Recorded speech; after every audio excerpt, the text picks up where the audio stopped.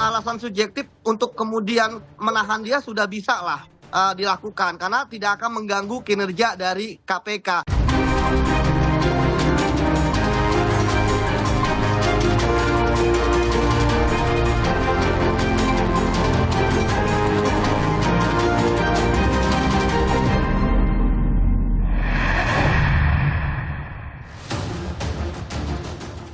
Tak hanya beradu gagasan, debat perdana calon wakil presiden diwarnai saling sindir.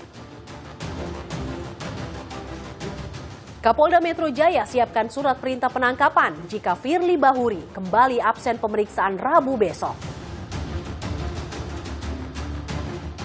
Jejak sejarah Gereja Tua Jakarta, peninggalan zaman Hindia Belanda.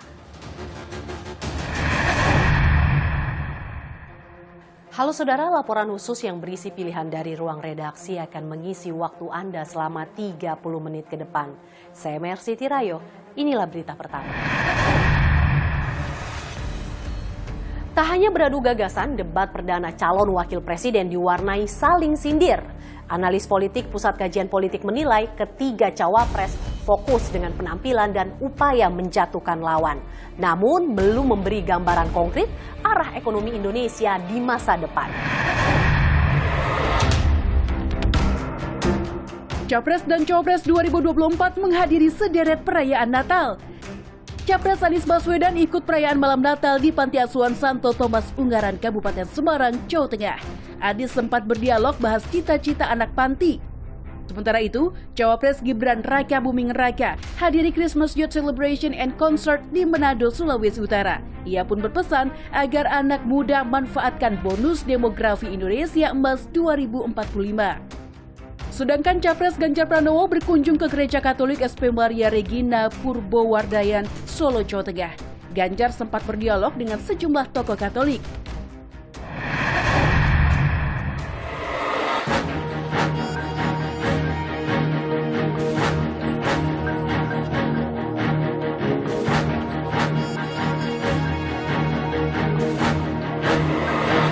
Sebelumnya, tiga calon wakil presiden bertemu dalam debat kedua pemilu 2024 Jumat 22 Desember lalu. Tak hanya gagasan, sindiran pun saling beradu mewarnai dinamika debat. Salah satunya soal strategi pendanaan infrastruktur sosial tanpa membebani keuangan negara. Saat itu, Mahfud MD menilai Gibran Raka Buming Raka tak memahami pun tak menjawab pertanyaan panelis terkait regulasi pendanaan. Sedangkan Gibran menilai program penurunan stunting termasuk makan siang dan susu gratis senilai 400 triliun rupiah adalah solusi. Kayaknya belum terjawab. Tadi yang dijawab tuh infrastruktur fisik semua tuh. Nah kalau infrastruktur fisik mungkin sih bisa saja di update dari APBN, APBD gitu ini untuk ini. Tapi masalahnya kita punya problem dengan infrastruktur sosial seperti yang ditanyakan tadi. Mungkin Prof. Mahfud dan Gus Muhaimin kurang paham dengan apa yang sudah saya paparkan. Saya tadi juga bicara masalah infrastruktur sosial, stunting itu loh Pak. Kita punya program makan siang gratis. Banyak yang nyinyir, tapi sekali lagi Pak, program makan siang gratis ini adalah investasi menuju Indonesia Emas. Pada segmen tanya jawab, giliran Gibran menyebut Mahfud tak menjawab pertanyaannya terkait regulasi carbon capture and storage atau teknologi penangkapan dan penyimpanan karbon dioksida untuk mengurangi emisi dan menanggulangi dampak perubahan iklim. Prof. Mahfud menjawab 2 menit, tapi pertanyaan saya belum dijawab sama sekali, Pak. Apa regulasinya, Pak, untuk carbon capture and storage? Simpel sekali, Pak, pertanyaan saya, Pak. Mohon dijawab, Pak. Jadi begini, Mas Gibran, di dalam ilmu hukum, misalnya saya tanya kepada Anda sekarang ya, bagaimana cara membuat aturan tentang antariksa nasional? Anda pasti tidak tahu. Jawab sekarang, coba kalau pasti tidak tahu. Karena harap tenang. Karena hukum itu perlu masalahnya dulu apa yang mau dibuat. Itulah kemudian dibuat naskah akademik menurut peraturan yang sekarang ada. Saling serang juga terjadi saat Muhaimin Iskandar menjawab pertanyaan terkait strategi investasi untuk meningkatkan ekonomi. Muhaimin menyatakan kepastian hukum, pelibatan UMKM dan penguatan kualitas produksi jadi solusi meningkatkan investasi. Namun, Mahfud menilai jawaban Muhaimin normatif dan tak sesuai kenyataan di lapangan. Di lapangan, Pak, investasi itu sulit loh, Pak. Prosedurnya bertele-tele, ada konflik of interest di mana pejabat yang ngurus itu misalnya harus mendapat sesuatu tapi disalurkan lewat si A. Itu laporan yang masuk ke saya. Kita punya undang-undang Omnibus Law. Kita punya sistem baru yang lebih efektif dan ramah terhadap investasi. Tetapi sekali lagi, pemerintah terlampau lambat dalam mengimplementasikan itu semua. Perdebatan dan saling sindir pun terjadi antara Muhaimin Iskandar dan Gibran Rakabuming Raka. Saat Muhaimin mempertanyakan Gibran terkait kota Solo yang dipimpinnya belakangan dapat sejumlah proyek besar dengan dana APBN dari pemerintah pusat. Saya itu tanya tips and triknya agar investasi ataupun proyek-proyek besar bisa di sana. Sebab saya lihat itu ada 32 proyek pemerintahan pusat, ada juga berbagai program-program yang luar biasa. Ini yang menjadi catatan saya adalah keadilan dalam melaksanakan APBN. Tidak semuanya pakai APBN. Ada yang pakai APBN plus APBD plus dibantu. Saya sering dibantu Pak Ganjar, gubernur saya. Ini kolaborasi yang dibangun bukan hanya Solo saja. 53% investasi kita sudah ada di luar Jawa. Tidak perlu tendensius seperti itu. Jadi tidak melihat, oh ini dia anak emas kan. Enggak. Lantas, benarkah investasi di luar Jawa mencapai 53%? Laporan Badan Koordinasi Penanaman Modal semester 1 2023 menunjukkan Indonesia menerima lebih dari 678 triliun rupiah nilai investasi pada kuartal pertama. 354,9 triliun atau 52,3% investasi itu berada di luar Pulau Jawa. Sedangkan 323,8 triliun atau 47,7% sisanya berada di Jawa. Lalu, bagaimana respon publik usai debat Cawapres perdana? Jajak pendapat Litbang Kompas menunjukkan 66,7% responden tetap pada pilihan mereka. Sementara 11,3% respon mengaku berubah pilihan pasca debat Cawapres 22 Desember lalu. Responden pun menilai performa ketiga Cawapres untuk aspek kelancaran dan kejelasan menjawab pertanyaan. Muhaimin dapat nilai 7, Gibran 7,1 dan Mahfud 7,5. Sementara untuk aspek penilaian penguasaan masalah, Muhaimin mendapat nilai 7,1, Gibran 7,1, dan Mahfud 7,6. Selain itu, soal penampilan Cawapres dalam debat, Muhaimin di angka 7,8, Gibran 7,3, dan Mahfud 7,5. Jejak pendapat Litbang Kompas melibatkan 212 orang dari seluruh Indonesia dan dibiayai penuh oleh Harian Kompas. Sementara itu, analis politik Pusat Kajian Politik Universitas Indonesia, Huriyah, menilai debat Cawapres belum memberi gambaran konkret arah ekonomi Indonesia di masa depan. Menurutnya, ketiga Cawapres fokus pada penampilan dan upaya menjatuhkan lawan. Banyak orang yang melihat debat tidak memberikan gambaran apapun. Apakah Indonesia mau dibawa arah ekonominya kemana gitu ya? Bahwa penampilan mereka meyakinkan. Baik. Mereka bisa kelihatan menguasai panggung. Mereka bisa terlihat menunjukkan kelemahan lawan-lawan politiknya. Oke. Perkara kemudian apa yang disampaikan itu misalnya membumi atau melangit. Perkara kemudian apakah mereka mampu menjawab secara tuntas hal-hal yang ditanya. Oke. Saya kira kemudian itu tidak menjadi prioritas. Ini adalah ajang show off. Pasca debat Cawapres, Komisi Pemilihan Umum mengevaluasi penyelenggaraan acara, termasuk sikap para Cawapres. KPU menyebut akan menegur Cawapres nomor urut 2, Gibran Rakabuming Raka, yang lagi-lagi kedapatan mengajak pendukungnya bersorak saat debat berlangsung. Ya nanti kita ingatkan lagi, kita tegur lagi pada evaluasi debat hasil debat yang kedua ini. Nanti kan pasti ada pertemuan lanjutan antara KPU dengan tim pasangan calon dan masing-masing pasti akan mengajukan sejumlah catatan evaluasi dan nanti kan KPU akan mendengarkan dan kemudian akan mengambil keputusan apa-apa yang perlu kita evaluasi termasuk memperingatkan kembali. Di Di sisi lain, Wakil Ketua Tim Kampanye Nasional Prabowo Gibran, Habibur Rahman menyebut akan melaporkan KPU ke Dewan Kehormatan Penyelenggara Pemilu jika menegur sikap Gibran mengajak pendukung bersorak. TKN Prabowo Gibran menilai sikap itu wajar sebagai simbol semangat.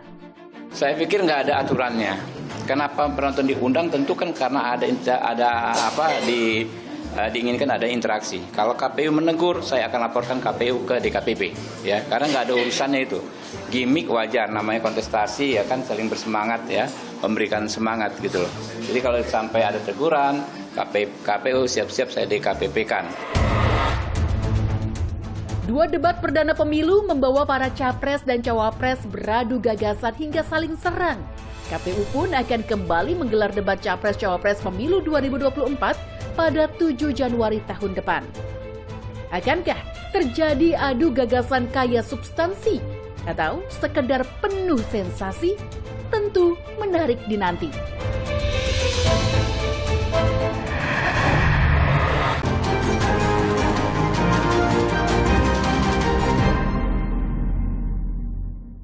Kapolda Metro Jaya siapkan surat perintah penangkapan jika Firly Bahuri kembali absen pemeriksaan kasus dugaan pemerasan Syahrul Yassin Limpo Rabu esok.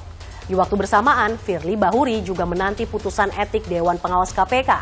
Sementara itu, Indonesia Corruption Watch ICW desak Dewas KPK beri sanksi berat Firly atas dugaan pelanggaran etik.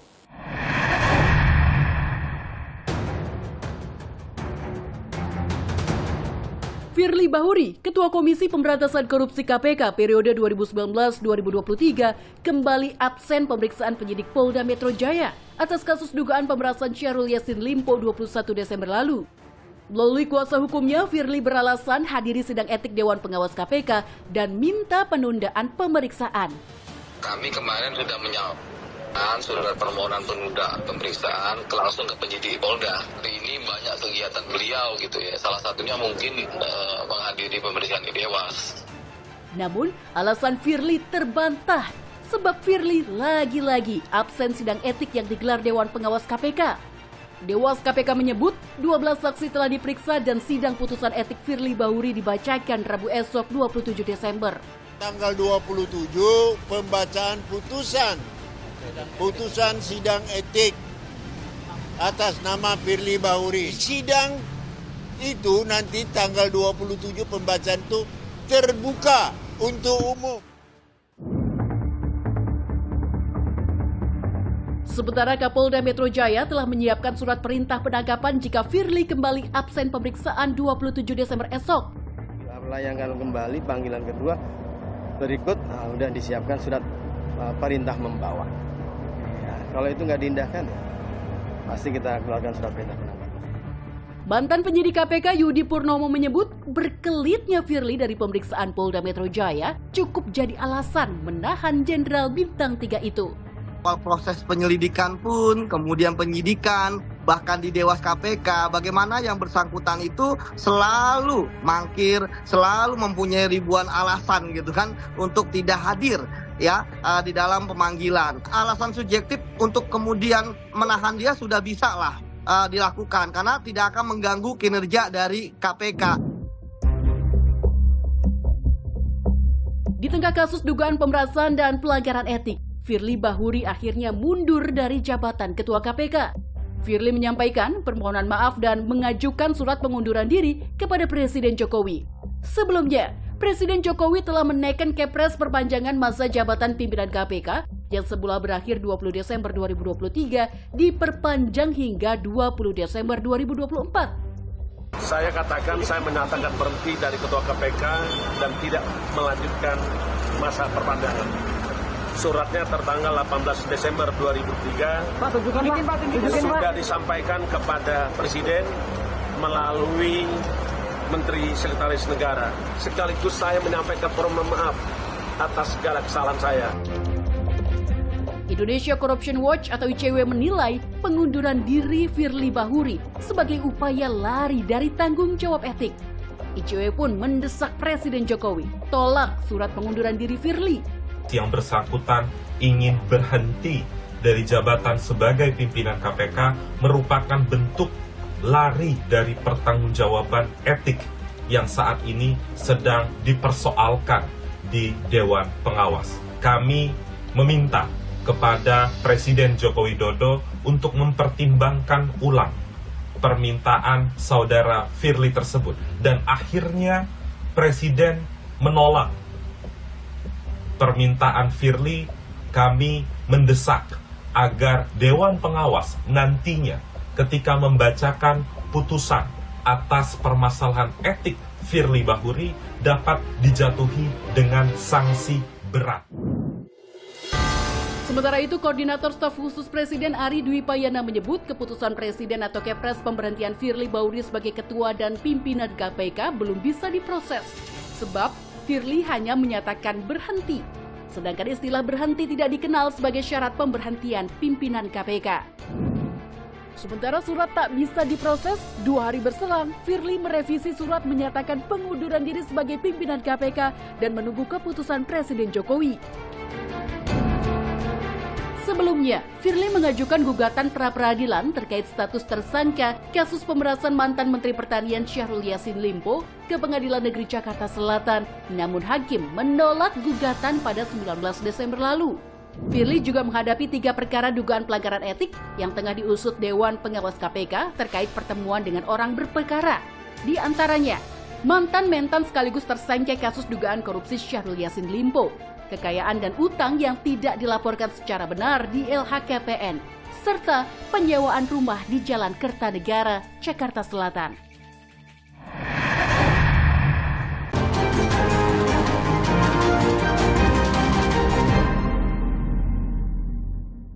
Penjajahan zaman Hindia Belanda meninggalkan jejak sejarah gereja tua di Jakarta. Ya, bangunan bersejarah Gereja Katedral dan Immanuel kami hadirkan dalam laporan khusus edisi Natal kali ini. Berikut ulasannya.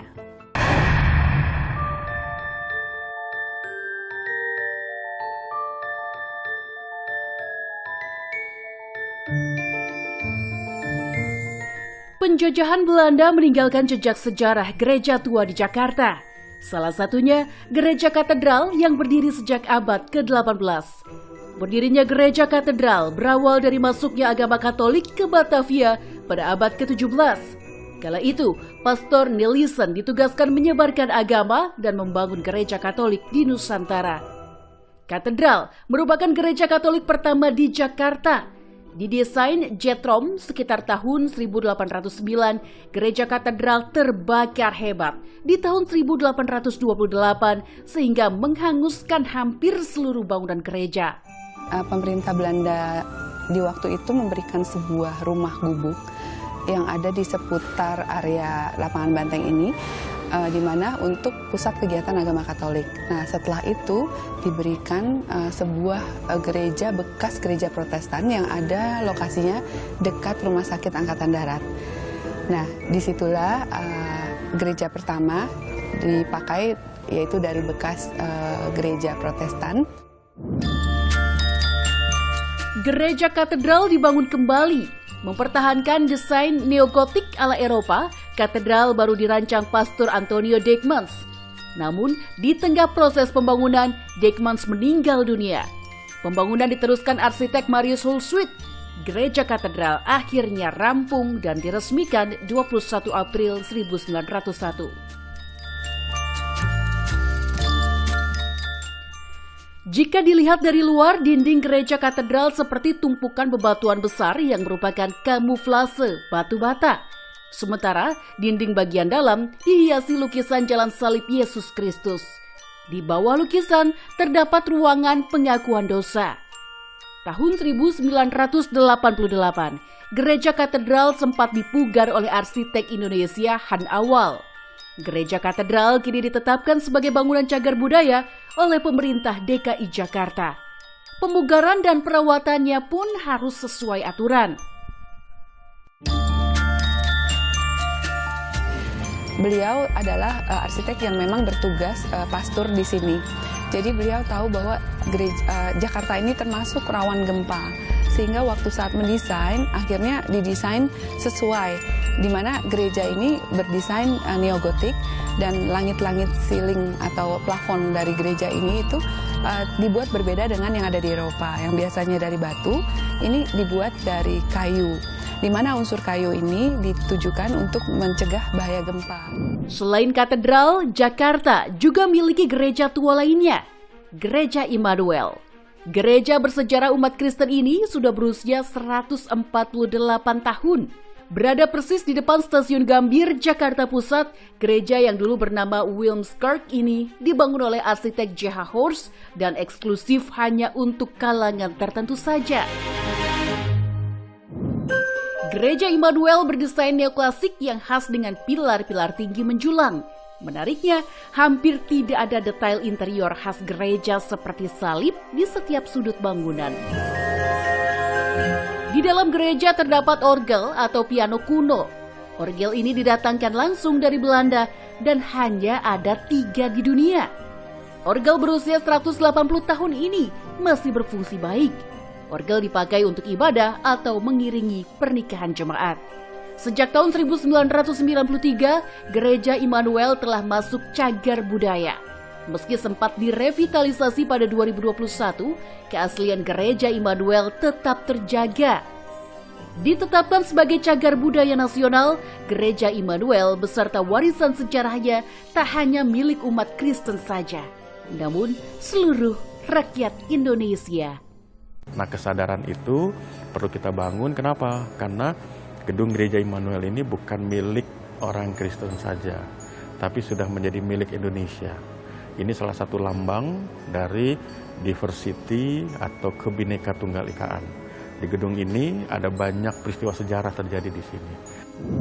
Demikian laporan khusus edisi kali ini. Saya Mercy Tirayo. Terima kasih. Sampai jumpa.